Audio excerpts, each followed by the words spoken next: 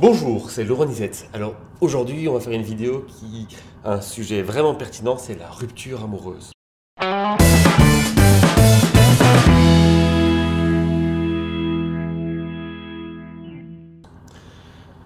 Alors voilà, donc comme d'habitude, j'ai reçu un petit mail de quelqu'un qui me posait des questions, qui me parlait surtout de ce qu'elle vivait. Enfin, c'est un homme, et en fait, cette personne est en train de vivre une rupture amoureuse. Et au lieu de lui répondre par mail, je me suis dit que c'était bien pour ma petite chaîne YouTube, et je vais donc répondre par vidéo à cette personne, comme ça vous pourrez tous en profiter. Alors, il y a trois types de ruptures amoureuses. Enfin, il y en a peut-être plus, mais en tout cas, moi, je vais les catégoriser en trois types. La première rupture amoureuse, c'est en fait la rupture avec quelqu'un qu'on a vraiment aimé. Donc, c'est une très longue histoire, 5, 10 ans, donc impossible après 2 ans ou 2 ans et demi, ou 6 mois forcément. Donc, c'est une vraie relation, on a vraiment aimé l'autre, on se connaissait bien, etc., etc. Cette rupture-là, c'est une rupture qui va marquer notre vie en général, c'est des ruptures qui vont provoquer des changements importants, mais c'est une rupture relativement saine. C'est des gens qu'on n'oubliera jamais et quelque part c'est cohérent si on a passé autant de temps avec. Ça va se remarquer parce qu'on va finalement avoir l'impression de passer au-dessus, mais quelque part on s'en souviendra toute notre vie. Et je ne vais pas en parler donc plus aujourd'hui. Le deuxième type de rupture, c'est la rupture toxique. Donc on est en relation avec quelqu'un de toxique et on se sépare. Alors l'autre va revenir vers nous ou pas, peu importe, mais on va se rendre compte qu'après 3 4 jours, ou même parfois après 48 heures, on va beaucoup mieux. Donc la rupture avec une personne toxique, c'est difficile, c'est très difficile parce qu'il y a beaucoup de soi dans cette rupture-là. On a été manipulé, donc on a été à contresens, il y a beaucoup de blessures en général, mais on la reconnaît parce qu'en fait, dès qu'on a rompu avec cette personne, on va tout de suite beaucoup mieux. Finalement, donc c'est une rupture qui paraît difficile, mais une fois qu'on est dans la rupture, une fois qu'on est en train de saluer l'autre et qu'on va beaucoup mieux, ça devient beaucoup plus facile, tant que l'autre ne revient pas, hein, parce que si on se rend compte qu'on va tout de suite bien après une rupture, il vaut mieux plus jamais revoir l'autre. Donc c'est une rupture qui finalement, une fois qu'elle est faite, est facile. Elle est très difficile à mettre en place en général, mais une fois qu'elle est faite, elle est facile. Je ne vais pas en parler plus maintenant non plus. J'en parlerai si quelqu'un me pose la question, mais pas maintenant. Donc la troisième type de rupture, c'est la rupture addictive, la rupture, on pourrait dire passionnelle. Donc cette rupture-là, c'est celle qui correspond, dans la plupart des cas, on peut remarquer très très vite quand la personne est là-dedans, elle vous dit qu'elle aime terriblement l'autre alors qu'elle la connaît pas forcément depuis longtemps, donc ils se connaissent depuis 6 mois, 1 an.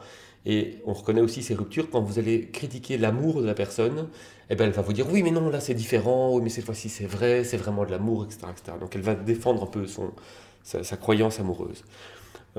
C'est des ruptures qui font excessivement mal, on les reconnaît aussi parce que la personne qui en souffre, la personne qui s'est séparée, a l'impression qu'on lui a enlevé quelque chose et aura sans doute besoin d'y penser tout le temps, d'en parler tout le temps, et cela pendant plusieurs semaines, un mois, enfin la période peut varier.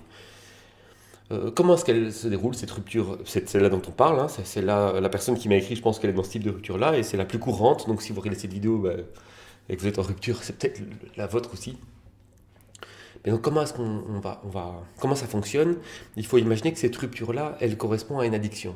Donc ça veut dire que, imaginons que quelqu'un qui fume arrête de fumer, ou bien quelqu'un qui boit arrête de boire, enfin il y a plein d'autres addictions, mais on est vraiment dans ça. C'est-à-dire que quand l'autre va partir, on va avoir un manque terrible, on sera en sevrage forcé, et donc ça sera excessivement dur, on va en parler énormément, ça va être douloureux, quoi. Donc vraiment comme un sevrage, ça va durer plusieurs semaines, peut-être même plusieurs mois, et petit à petit on fera son sevrage pour pouvoir passer à autre chose.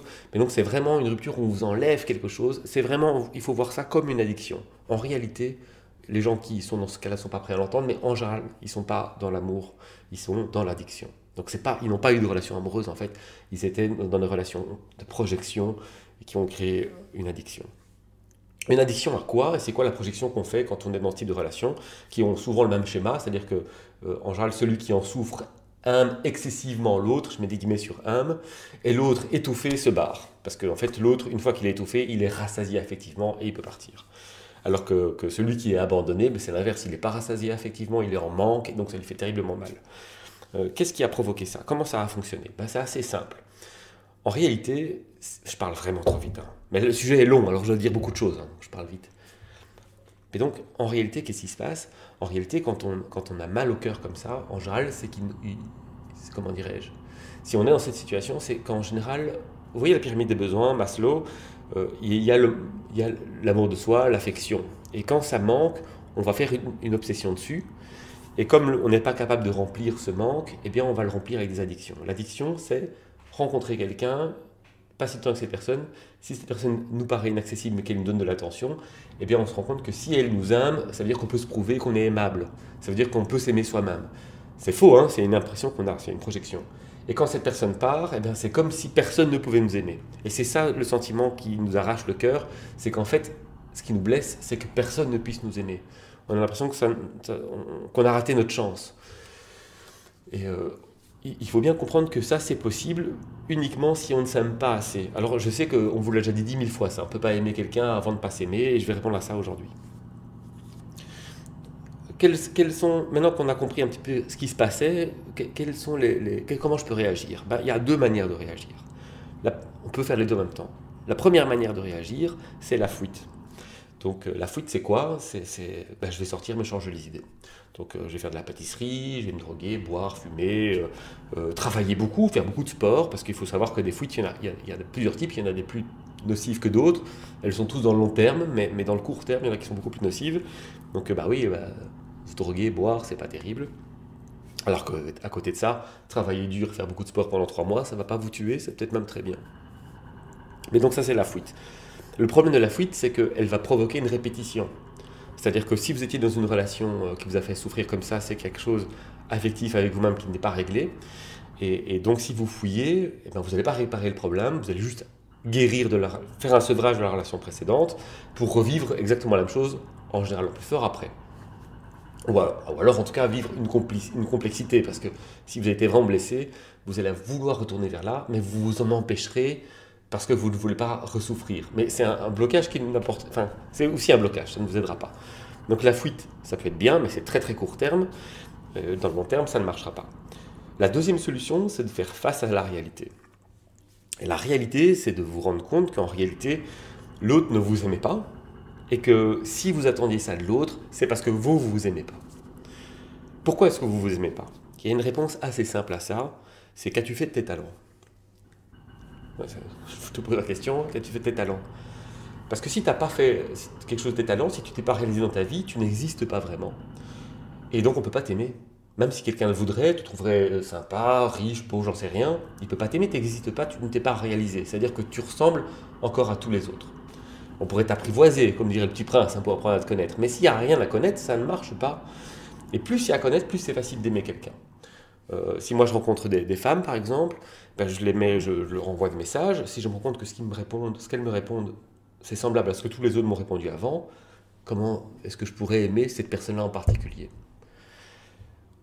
Donc la deuxième chose, c'est de se rendre compte qu'en fait on ne peut pas t'aimer, que tu ne peux pas t'aimer toi-même parce que tu ne t'es pas réalisé. Tu as trop fait plaisir à tes parents, à ton patron, à Dieu sait qui, à ce qu'on t'a dit qu'il fallait à la publicité, aux femmes que tu draguais et qui en fait ne correspondaient pas, mais tu t'es pas construit assez toi-même, tu n'as pas réalisé tes passions, tu n'as pas fait tout ça.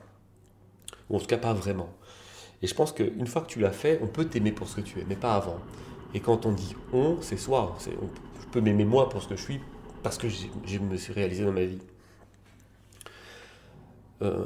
Tu peux pas avoir une rupture, je vais dire tu parce que je parle à la personne qui m'a envoyé le mail, mais tu peux pas avoir une rupture et te dire maintenant je vais me réaliser. Parfois ça passe par une période de fuite et c'est ok.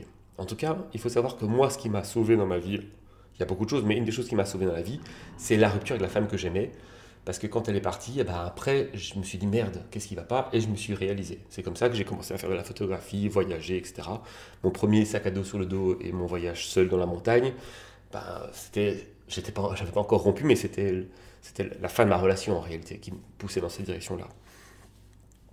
Donc je résume, il y a 3 types de relations. La personne toxique, si tu te sens mieux après 72 heures, c'est qu'elle est toxique, ne la vois jamais, mais ça va aller. La relation où on aime vraiment l'autre qui se termine, je ne vais pas en parler parce que c'est trop rare, et n'y pensez même pas, parce que ça concerne très peu de gens. Et la relation obsessionnelle, addictive, c'est sans doute celle qui concerne la plupart des gens.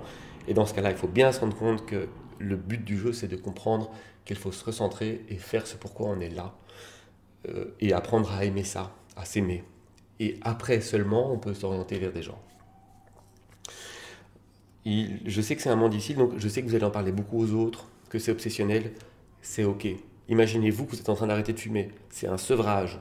Et quand on dit sevrage, Quand on quitte une addiction, c'est normal que ça soit difficile, c'est normal qu'on en parle beaucoup.